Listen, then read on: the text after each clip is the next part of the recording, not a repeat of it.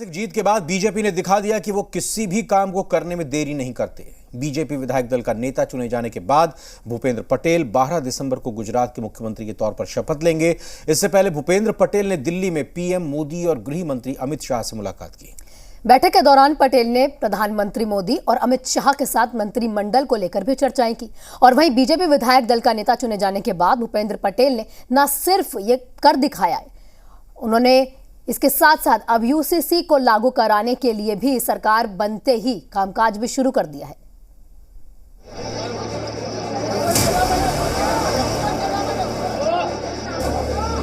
सर्व के मत के आधार पर भूपेंद्र भाई पटेल एक बार फिर से डबल इंजन की सरकार के माध्यम से गुजरात के विकास रथ को आगे बढ़ाएंगे। गुजरात में बीजेपी ने पर्यवेक्षक राजनाथ सिंह, येदियुरप्पा और अर्जुन मुंडा की मौजूदगी में जीते हुए सभी विधायकों की बैठक की। डिजिटल मार्केटिंग को सीखकर आपके प्रोडक्ट्स और सर्विसेज को दुनिया को बेचना चाहते हैं तो फ्रीडम ऐप को अभी डाउनलोड करें। डिजिटल मार्केटिंग का एक्सपर्ट बने। भूपेंद्र पटेल को विधायक दल का नेता भी चुना गया। भूपेंद्र पटेल ने विधायक दल का नेता चुनने के तुरंत बाद ही सबसे पहले यूसीसी पर बड़ा बयान दिया। उन्होंने कहा कि कमेटी बना दी गई है और रिपोर्ट पर आगे की कार्रवाई की जाएगी। भूपेंद्र जी, आपके घोषणा पत्र में और आपके नेताओं ने बोला था कि यूनिफॉर्म सिविल कोड लेकर आएंगे। अब आपकी सरकार बनी, विधायक दल का नेता चुना गया। शपथ ग्रहण के बाद क्या पहली कैबिनेट की बैठक में यूसीसी को लेकर आया जाएगा? नहीं, वो तो बना दिया गया ही। हमने कमेटी की रचना कर दी गई है और जो भी उसकी भलामण आएगी उसके द्वारा ऊपर काम करेंगे हम। भूपेंद्र पटेल ने राजभवन पहुंचकर सरकार बनाने का दावा भी पेश कर दिया है। साफ है, सीएम पद की शपथ लेने से पहले भूपेंद्र पटेल ने यूनिफॉर्म सिविल कोड पर तेजी से काम करने की तैयारी कर ली है। यूनिफॉर्म सिविल कोड पर अब आप लोग की क्या प्रतिक्रिया रहेगी? कैसे इसको इम्प्लीमेंट करेंगे गुजरात में, क्योंकि एक बड़ा चुनावी मुद्दा आप लोगों का यूनिफॉर्म सिविल कोड। तो हमने पहले भी कहा था कि यूनिफॉर्म सिविल कोड यहाँ लागू करेंगे, उसके लिए कमेटी भी गठन की थी, तो उस पर तो काम होगा ही। लोगों ने इतना प्यार दिया है तो निश्चित रूप से स्ट्रांगली काम करेंगे।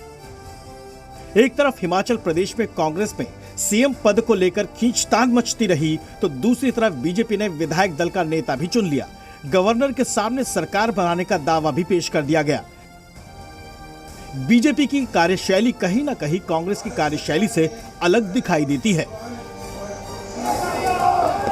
दूसरी ओर गुजरात में 27 साल की सत्ता बरकरार रखने के लिए जिस फॉर्मूले को बीजेपी ने अपनाया, जानकारों के मुताबिक 2023 के राजस्थान, छत्तीसगढ़ और कर्नाटक विधानसभा चुनाव और 2024 के आम चुनाव में भी इसी तरह के फॉर्मूले पर बीजेपी विचार कर सकती है।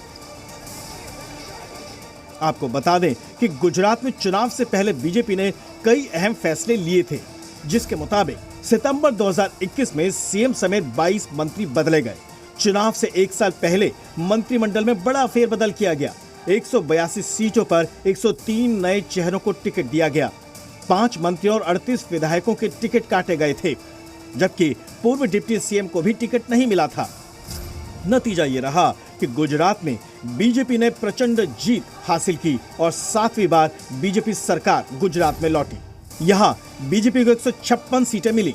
अब गुजरात में यूसीसी पर ऐलान के बाद एक बार फिर बीजेपी के विरोधी उन पर हमला बोलने के लिए तैयार हैं और आगामी चुनाव से पहले ये मुद्दा राजनीति के लिहाज से बेहद अहम हो सकता है। डिजिटल मार्केटिंग को सीखकर आपके प्रोडक्ट्स और सर्विसेज को दुनिया को बेचना चाहते हैं तो फ्रीडम ऐप को अभी डाउनलोड करें। डिजिटल मार्केटिंग का एक्सपर्ट बने।